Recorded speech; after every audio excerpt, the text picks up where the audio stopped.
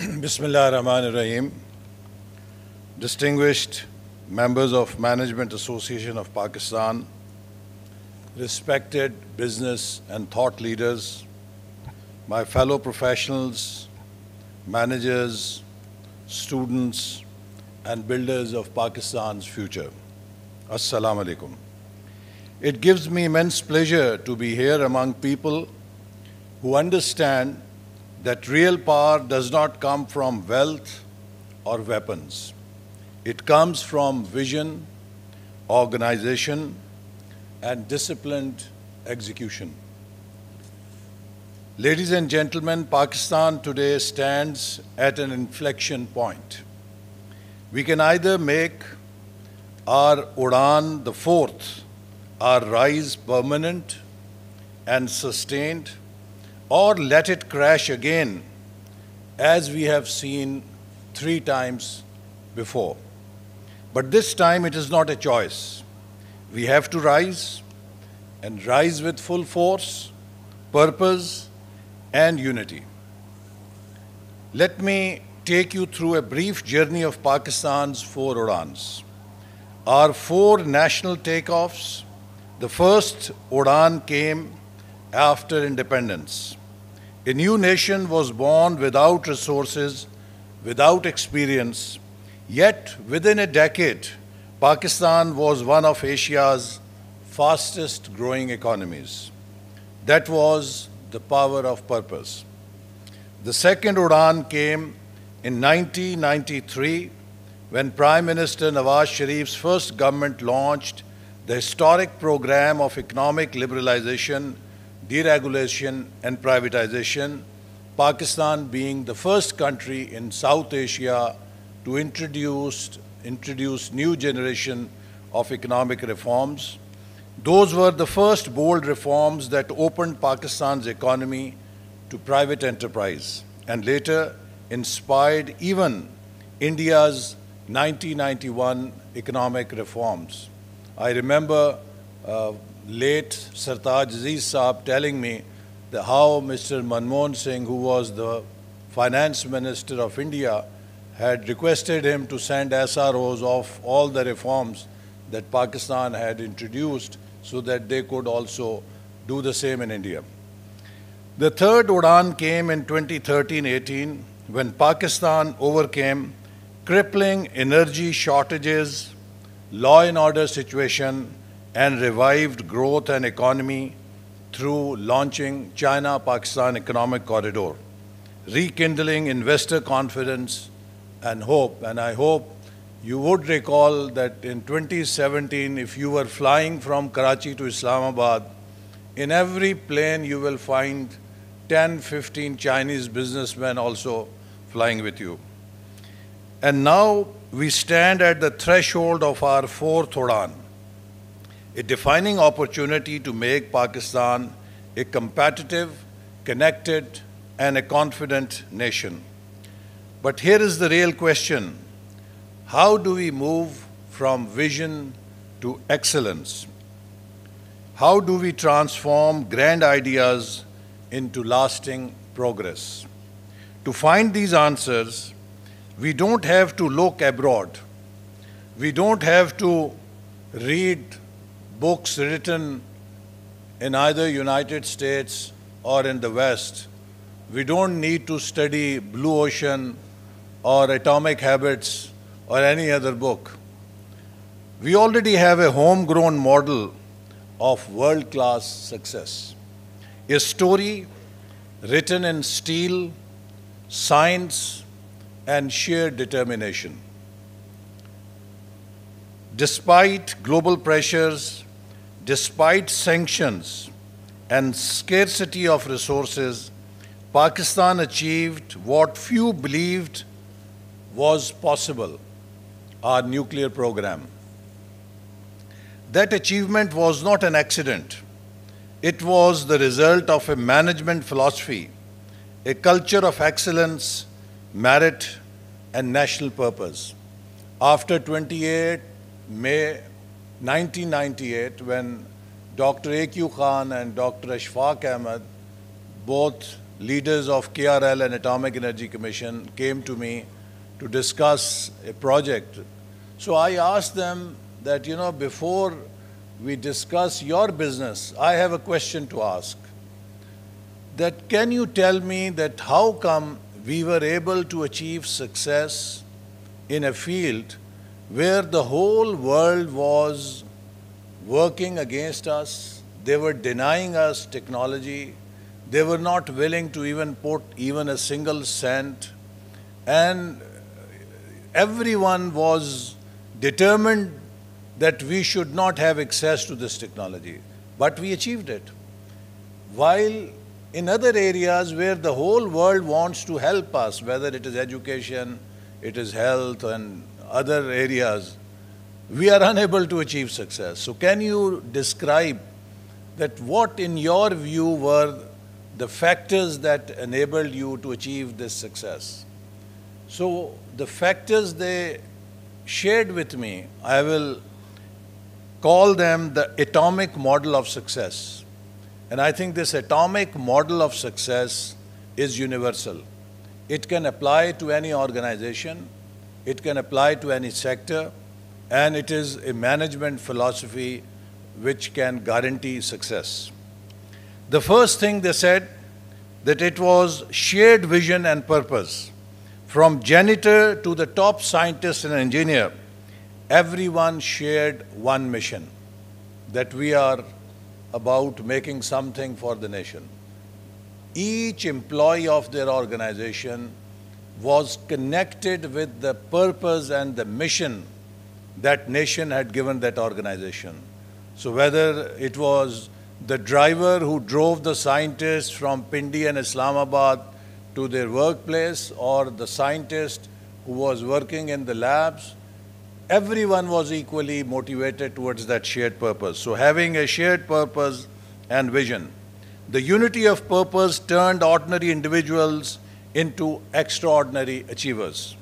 Today, we must rediscover that spirit to make Pakistan a $1 trillion economy by 2035.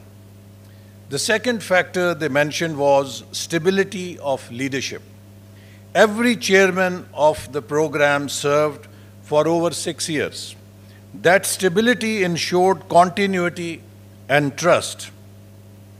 I remember at that point Dr. A.Q. Khan smiled and said, अगर हमारे chairman भी आपके वज़ीर आज़मों की तरह बदलते होते तो हम बम ना बनाते बल्कि फुलझड़ियाँ बना रहे होते. So our national institutions too need leadership stability, not resets with every political cycle. 3, they said we followed and adhered to the principles of meritocracy. There was no safarish in recruitment, upon promotion, transfers, only competence and performance. And if we want transformation, we must make meritocracy our national creed. 4th, they said it was not the machines that made the bomb, it was the people who made the bomb. So investment in human resources is most critical. Machines did not make the programs succeed, people did. And our future depends on our people's skills, innovation, and creativity. And that is why our government is also now investing heavily in human capital, skills development, and digital innovation. 5, provision of resources. The atomic program got the resources it needed to achieve its goals. They did not have to run around to get their releases released from Babus of Ministry of Finance. If nation had given them a purpose, a mission, it also provided them and enabled them with the requisite resources. Likewise, we cannot build a great nation with underfunded commitments. Our budgets must reflect our priorities. 6, functional autonomy. The program had the freedom to innovate and deliver. Therefore, our economic and development institutions also need empowerment to think, act, and deliver without bureaucratic paralysis. If we apply these atomic model to our economy, governance and public sector and private sector, Pakistan can achieve another national miracle, this time in economic strength, not just defense capability. Ladies and gentlemen, let me share a truth I have learned after decades in government and planning. Pakistan is not an underdeveloped economy. It is an under-managed economy. So the management capital holds key to our future. We have talent, we have resources, we have passion. What we often lack is management excellence and stability and continuity of policies.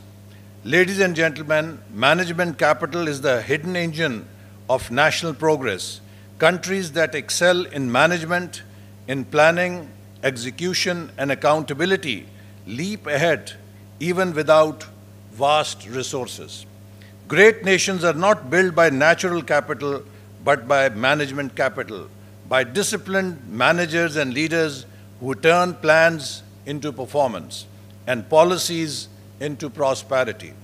And that is where you, the Management Association of Pakistan, come in.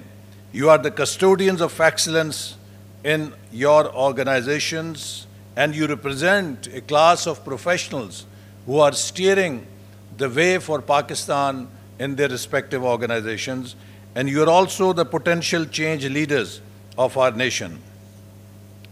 Leading change is not about holding titles, it is about taking responsibility. It means stepping out of your comfort zones. Staying and managing in your comfort zone is not leadership. Leadership is getting out of your comfort zones, challenging inertia, and setting higher standards in your companies, your teams, and your country. Pakistan's future will not be shaped by politicians alone. It will be shaped by managers and leaders in every sector who think like nation builders. So let us make management a national mission where efficiency replaces excuses, data replaces opinions, and teamwork replaces turf wars. Because when management excellence becomes our culture, no challenge is too big and no dream too distant. Alhamdulillah, today Pakistan is regaining stability and credibility. Inflation is easing, the rupee has stabilized, the stock market is crossing record levels, investor sentiment is improving.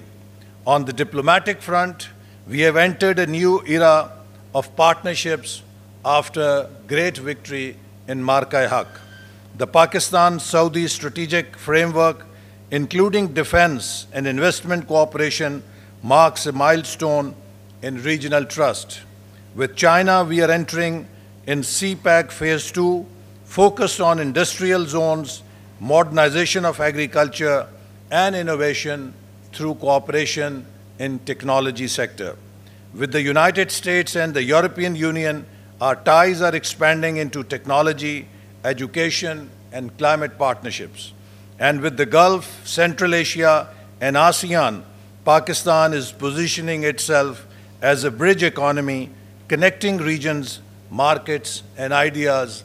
The recent visit of Prime Minister to Malaysia is just one example of what is happening on the diplomatic landscape. These are not isolated gains. They are the foundation stones of Pakistan's fourth Udan.